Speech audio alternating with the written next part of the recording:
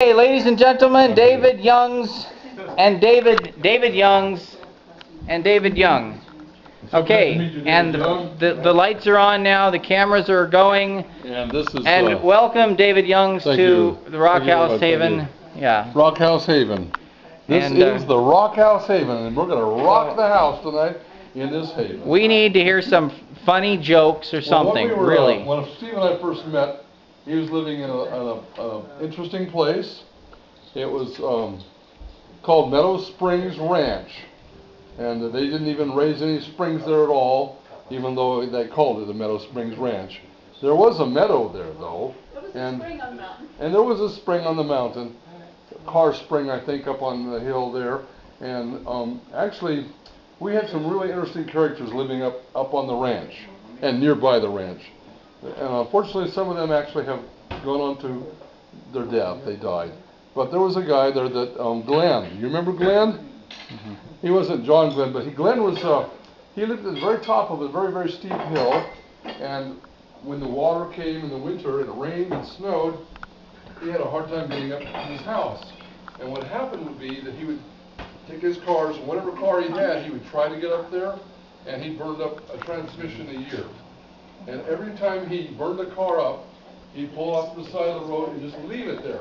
And so his entire hill was lined with these old rusting cars that had died on the way up to the top of the mountain. And one time he came home, and I went up to see his house, and he had the most strangest house. It was a cabin, but it had wire all over all the windows, wrapped around and around, and nails, and he wrapped it around a nail. He'd come back and wrap. I look like one of those string things you make. I go, what are you doing here? What's all these wires? He says, oh, that's to keep the bears out. I'm going, what? And he had a relationship with the bears. And he also put a lot of cans on his door, and kettles and pans. And I go, what is that for? So the bears can prepare their own food or something? And he says, no, the bears like to come up, and they'll rattle that, and then they'll be satisfied and they'll leave. I'm going, what? He was convinced that this was a good idea. And so he told me that one night he woke up, and looking him right in the face was a skunk. Somehow had gotten into his cabin. And he was really concerned because you know what skunks do. They emit odors and don't do real. And so he said, nice kitty, can you please leave now? And he went over and opened the door, and the skunk wandered off. And that happened like 2 nights in a row. And then Glenn decided, you know, it's time. It's time to find out where the skunk is coming in. And he found a little area on one door where it was up a little bit or something, and the skunk could just barely squeeze through there. Now, Glenn's house was real interesting in that it's the only house I saw that had tents inside the house. And I said, what are these tents for over your bed? And he goes, well, that's when it rains. I'm going, what? He goes, that's when it rains. And I'm going, doesn't the roof work? He goes, no, it doesn't. Well, why don't you fix the roof? He goes, well, it's easier to get tents and put over the bed. So he had the tents over the bed, and he collected water in the kettles. The water would run down the tent and go in the kettle. And I'm going, and you're collecting the water in the kettles? He goes, yeah, I collect the water. That way I don't have to go get water. There's no water up here on top of the mountain. And I'm thinking, well, what are you living up here? No phone up there, no water, and there was no gas line. It was just a cabin, and inside he had this barrel stove that he'd created, or somebody had created, and he could throw whole logs in this thing. And it got red hot and heated up the cabin, practically burned the place down. And Glenn was a collector, but he didn't collect things like you and I would collect. He just collected stuff because he thought he might need it sometime. And he had this storage shed, and I went out there and I go, what is all this? Oh. And he said, well, this is the stuff we might need. I'm going, why in the world would you ever need this? And I picked up this weirdest thing. Oh, you never know when you might need something just like that. And so he collected all this junk. Well, he also did some other things. I remember one time, my wife says, I guess I better go get some batteries for my car, for my flashlight. And Glenn says, hold on, wait a minute, I think I got some in my trunk. I have never seen a trunk with so much stuff in it. He opened up the trunk, and it was packed with junk. It had junk everywhere.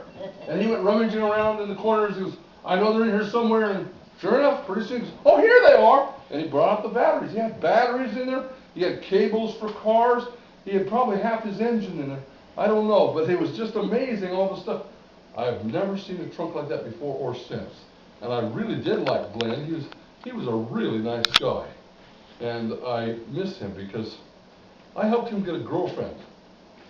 Really, I got on the internet one day and said, Glenn, would you like to get a girlfriend? He goes, yeah, that sounds like a good idea. Let's get a girlfriend.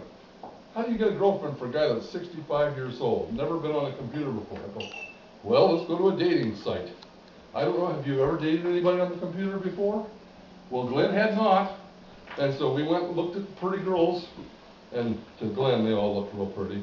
But he wrote letters off, and surprisingly enough, he had me type the letters.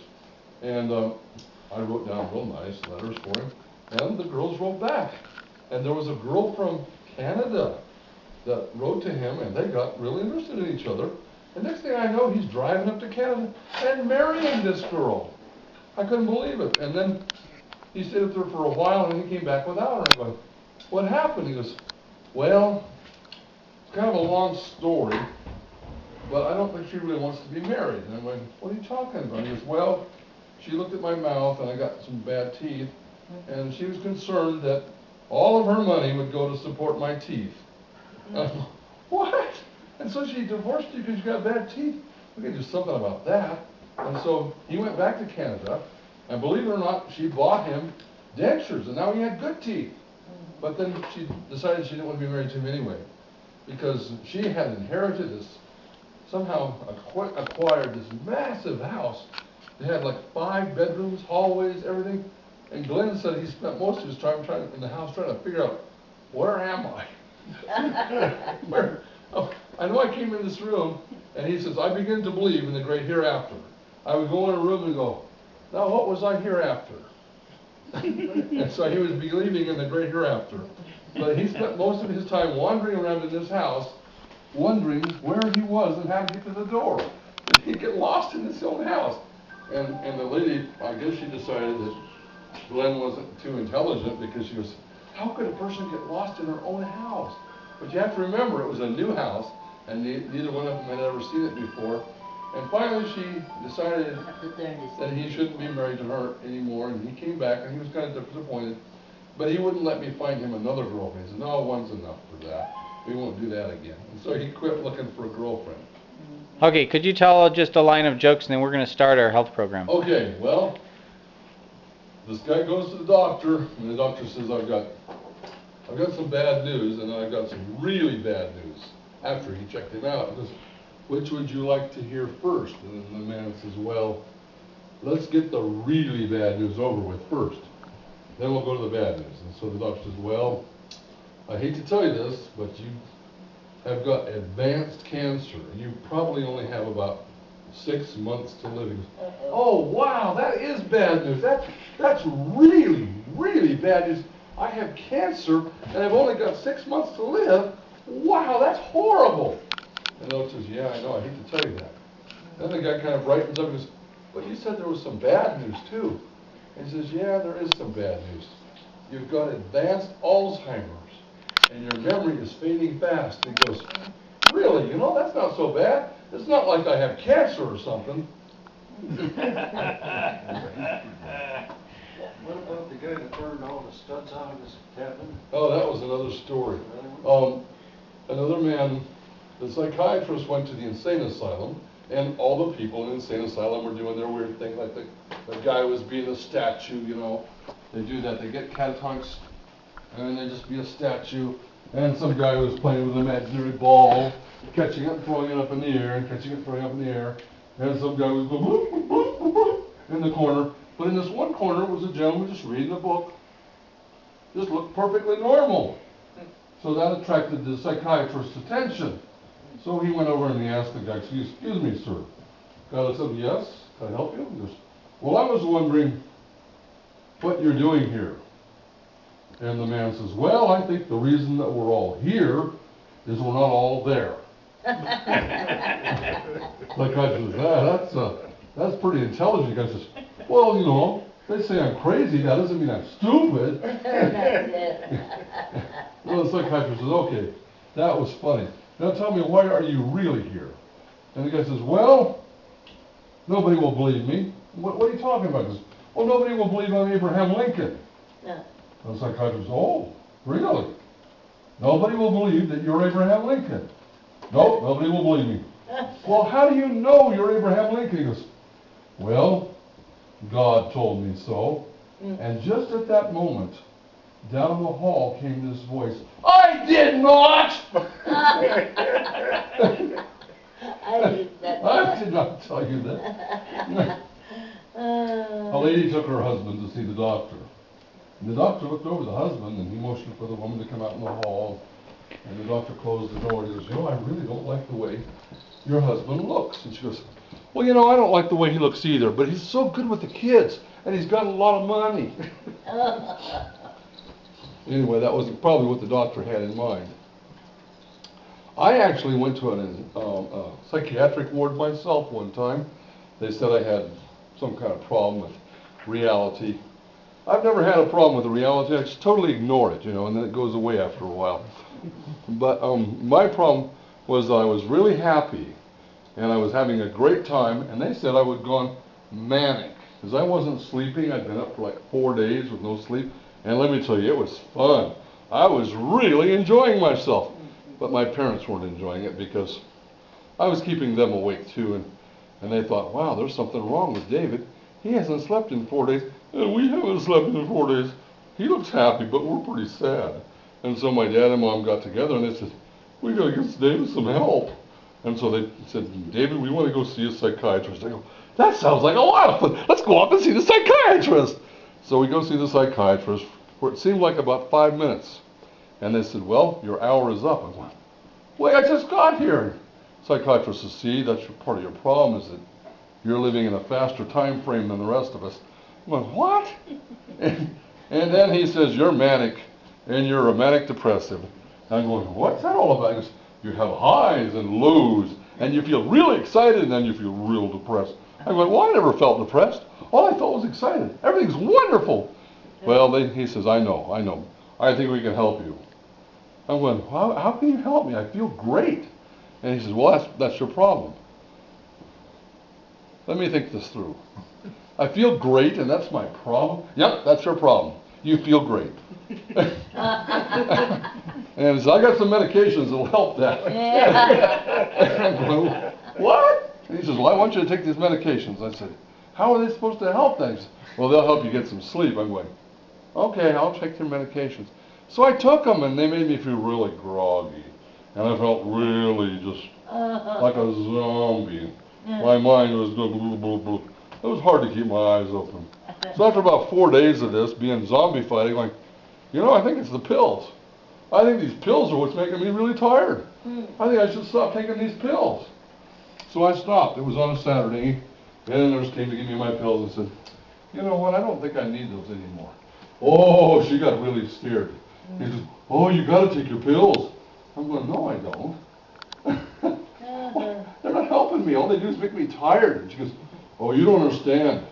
You're really sick. I'm going, I am? She goes, yeah, you're really, really sick. I'm going, how come I don't notice it? That shows how sick you really are. And I'm going, but I feel fine. I know, and that's part of your sickness. I'm going, really?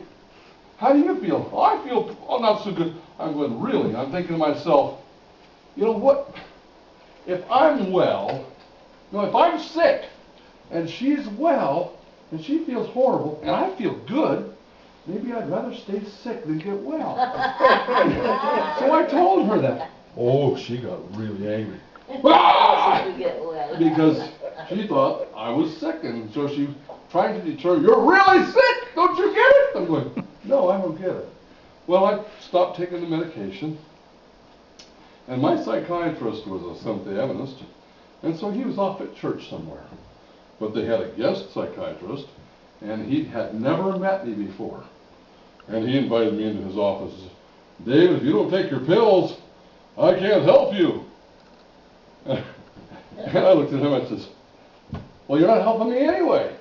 I mean, your pills aren't helping me, and you're not helping me, so what's the problem here? He goes, if you don't take your pills, I'm going to have to send you to the insane asylum. And I'm going, well, you know, that's not such a bad idea. At least I get away from you. So I said, well, you do what you got to do, and I'm not taking any pills, because I'm in here voluntarily, and I'm voluntarily quitting my pills. Well, he didn't like that idea. About a half hour later, these guys showed up in white. There was 3 of them. And they must have been, I don't know where they got these guys.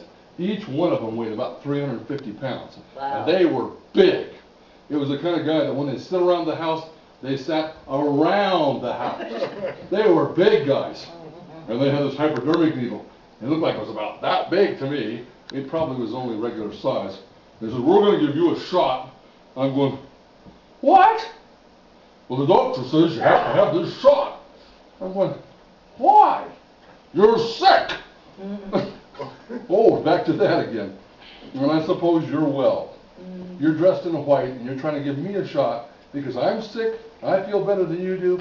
Okay. I'm kind of upset now because I had decided I wasn't going to take any more medication, and now I was being forced to by the doctor. So I said, well, I thought this through kind of. I looked at them, and they weighed about, between the 3 of them, about 700 pounds. And I weighed about 125 at the time. I went, I might be able to kick one of them, but I don't think I can kick all 3 of them.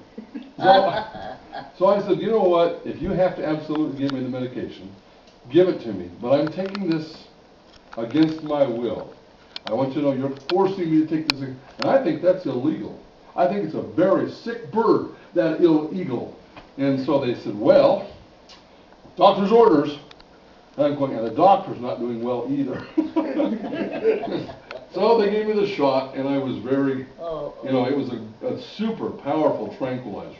And I could feel it trying to drag my body down into sleep. And I said, well, you know, I fought it. I said, I'm not going to go to sleep. I'm just going to be wide awake. I was angry, too, because the guy had given me this shot I didn't want. And so I didn't show my anger, but I used my anger to fight the drug. And I'm going, this will never work on me. I'm going to be awake. I don't care what they do to me. I'm going to stay awake. And so I did. Well, the nurse comes up, and she's really worried now. And she goes, David, do you really want to go to the insane asylum? And I said, well, it'd be better than being around this crazy man who's giving me shots.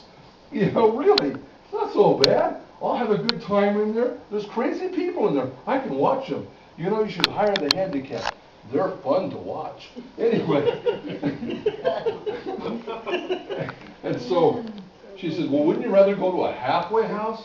And I'm thinking, a halfway house? What is that? Is that like half a house, half something else? What? She goes, it's a house in transition. I go, well, what's the house transitioning into? And she goes, no, you don't understand. This is for people, house for people, imagine that. This is for people who are drug addicts. And I'm like, oh yeah, I qualify there. You just gave me drugs, so I must be a drug addict, right? She says, for drug addicts, alcoholics, people on the street that can't make it, and it's a halfway house, and you go there and you recover. I'm thinking, well, I don't care where I go. Let's get me away from this lunatic that's giving me medications. So the ambulance pulls up, the 3 big burly guys, get in the ambulance. So I'm, okay, I'll get the ambulance. So I get in the ambulance, I lay down, woo, sirens, we go off to the halfway house. And I get out, and I'm going, well, that was an interesting experience. Here I am at the halfway house. Looks like a real house to me. Looks like real people. And this guy comes up to me and goes, you know, I've been having a good time lately. And I said, me too. I've been